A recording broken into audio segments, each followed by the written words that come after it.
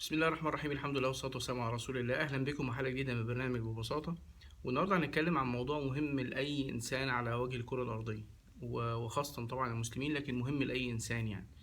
أنا لما اتولدت حسيت إن أنا أول حاجة يعني الحمد لله الواحد على أرض صلبة. عارف راسه من رجليه، عارف أن الله عز وجل حق، وأن النبي صلى الله عليه وسلم حق، وأن يوم الآخر حق، وفي جنة وفي نار وفي عقاب، وإن الصحابة رضوان الله عليهم كانوا ناس صالحين وسابوا لنا من التراث الطيب الواحد ممكن يعتمد عليه في حياته يعني. وبالتالي ما دام في جنة ونار وفي الحق سبحانه وتعالى، فالواحد يعني بيبتدي بقى ما يشربش خمرة، يبتدي إن هو يعني يصلي، يحاول يبقى كويس، كويس مع أهله، كويس مع جيرانه، في شغله يكون ملتزم، الحاجات دي كلها. لغاية لما من 3 4 سنين كده بدأ يظهر في حياتي وفي حياة ناس كتير جدا في حياتنا، وبنشوفهم كل يوم وبنشوفهم على التلفزيون.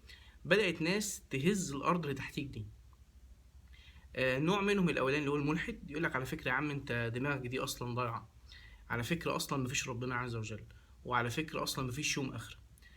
فانا طبعا اول حاجه اقول له طب اقنعني بالعقل، يقول لي الانسان اصله قرد، او الانسان اصله سمكه، اصل احنا جينا بالصدفه. كلام برضو حتى بالعقل نفسه انت مش قادر حتى تستوعبه. وبالتالي بقى بمشي معاه لغايه اخر الكلام، بلاقي في الاخر ان هو يقول لي طب العالم ده كله اتخلق من نقطه، اقول له طب مين خلق النقطه، يقول لي نقطه قبلها، اقول له طب مين خلق نقطه قبلها، يقف. وطبعا تلاقي بقى ايه كلام جدال كتير مالوش اول من اخر، وانت من جوه او انا من جوه شخصيا مش حاسس ان الكلام ده صح. عقلي بيقول لي ان الله عز وجل حق. في امور كتير انا كان نفسي فيها، وفي مره كان مره نفسي في حاجه مستحيله فعلا يعني، وسالته الحق سبحانه وتعالى عنها. وما كانش في مخلوق يعرف الدعاء ده الا يعني انا اللي دعيته للحق سبحانه وتعالى، وحصل. فيقيني يزداد. وبعدين انا بلاقي نفسي طول ما انا كويس وبصلي في المسجد ومش عارف ايه الكلام ده كله، دنيتي ماشيه كويس والعكس. وساعات بجتهد وبشتغل والاقي اني لا اوفق واوفق في مساله تانية، فلاقي ان سبحان الله ربنا عز وجل فعلا كل شيء خلقناه بقدر، وابتدي يقيني يزيد ان الله عز وجل حق. نمرة 2، موضوع مسألة إن في جنة ونار دي مخلاني إن أنا دايما جوه الفريم، يعني ما بحاولش أخرج بره الإطار. ليه؟ ده في بكرة.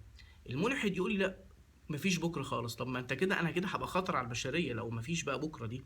براحتي بقى، زنا وخمر بقى وأسرق وأقتل ده براحتي بقى، مفيش بكرة بقى خالص.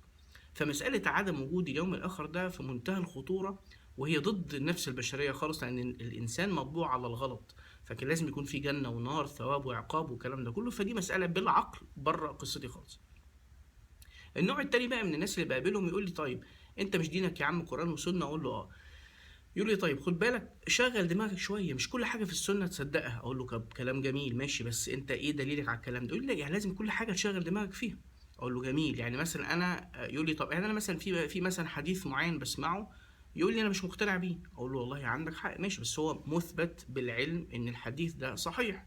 يقول لي لا بقى انا اهل العلم دول ماليش فيهم خالص.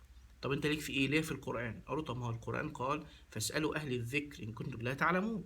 وكل علم له علماء. اشمعنى ما بتقولش الكلام ده في الطب؟ اشمعنى ما بتقولش الكلام ده في الهندسه وبتحترم علماء الطب والهندسه؟ ليه انت النهارده مش عايز تحترم علماء الدين؟ ازاي والكلام ده كله طبعا.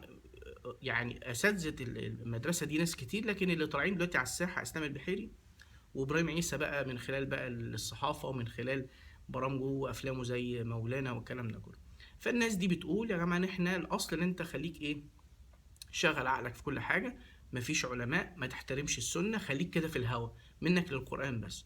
اقول له طيب ما انا النهارده في مشكله كبيره جدا. اول مشكله ان انا عندي السنه مكمله للدين، يعني انا بصلي طريقه الصلاه سجود وركوع، وبقول سبحان ربي الاعلى، وبصلي الظهر 4 والفجر 2، دي بالسنه. بطلع زكاة مالي 2.5% بالسنة. الحج والأركان، وبقول الأذكار بالسنة. فالسنة هي مكملة للدين. وقال الحق سبحانه وتعالى ما أتاكم الرسول فخذوه وما نهاكم عنه فانتهوا. والنبي صلى الله عليه وسلم قال يعني يوشك أن يأتي رجل يستريح على أريكته يقول عليكم بكتاب الله فما رأيتموه حلالا فأحلوه وما رأيتموه حراما فحرموه ألا إني قد أوتيت هذا الكتاب ومثله معه، اللي هو القرآن والسنة. فأنت النهاردة أنت شلتني وجربتني من اللي أنا فيه وحطيتني في الهوا كده، فلازم توجد لي حل. وتعالى بقى أنا وأنت نلعب لعبة العقل دي. أنت بتقول تعالى كل حاجة نوزنها بالعقل. طب أنا بقول لك إن صلاة الظهر 4 أو 5 صلوات أصلا في اليوم والليلة بالنسبة لي كتير، وشهر رمضان بالنسبة لي كتير، ما تيجي نخليه أسبوعين. وبعدين بلاش رمضان في الصيف، ما تيجي نجيب رمضان في الشتاء. وبعدين بلاش صلاه الفجر، ليه بقى اصحى انا كل يوم الفجر دي اصلي يعني؟ ما تيجي نمشيها بالعقل بقى. فيا جماعه يعني الغرب بيقول لك يعني بور بلان بيتر ذان نو بلان، لو خطه ضعيفه افضل من مفيش خطه خالص. فانا في دين عندي ودين قوي، الناس دي عايزه تهز الارض اللي تحتينا بكلام منمق وبقنوات وما الى ذلك. فضلا بقى على الطريقه كمان اللي بدعوا بيها، طريقه فيها قله ادب. يعني لما بتشوف اسلام البحيري بيتكلم او ربيع عيسى تحس في قله ادب كده في الكلام والسخريه من العلماء وما الى ذلك. طب نعمل ايه؟ اقول لك انا بقى نعمل ايه بالعقل كده. قال النبي صلى الله عليه وسلم: تفترق هذه الأمة على 73 شعبة كلها في النار إلا واحدة. قال: ومن هي يا رسول الله؟ قال: ما أنا عليه اليوم أنا وأصحابي. طوق النجاة في الجملة الأخيرة دي، ما أنا عليه اليوم أنا وأصحابي.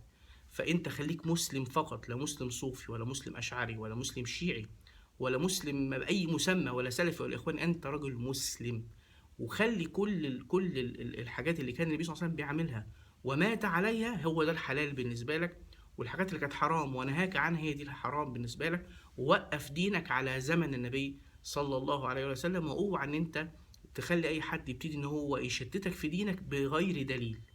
فالنهارده لما اسلام البحيري او ريم عيسى بيطلعوا كده في الهوا يقول لك مفيش عذاب قبر مثلا، او يقول لك والله مفيش حجاب، او يقول لك والله مش عارف ايه، لازم الراجل ده يجي لنا بدليل قطعي. انما التشكيك مفيش اسهل منه، وتشغيل العقل طبعا في كل حاجة، والدين أصله قائم على العقل.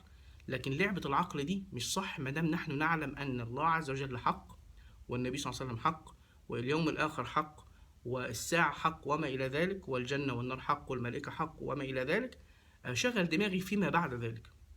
إنما في الأمور المسلمات أو الأمور الإيمانية ما ينفعش إن أنا أخش فيها، أو الأمور التي يعني أقرها النبي صلى الله عليه وسلم في حياته ومات عليه. أقول قولي هذا وأستغفر الله العظيم لي ولكم. سبحانك اللهم وبحمدك، أشهد أن لا إله إلا أنت، أستغفرك رب وأتوب إليك. السلام عليكم.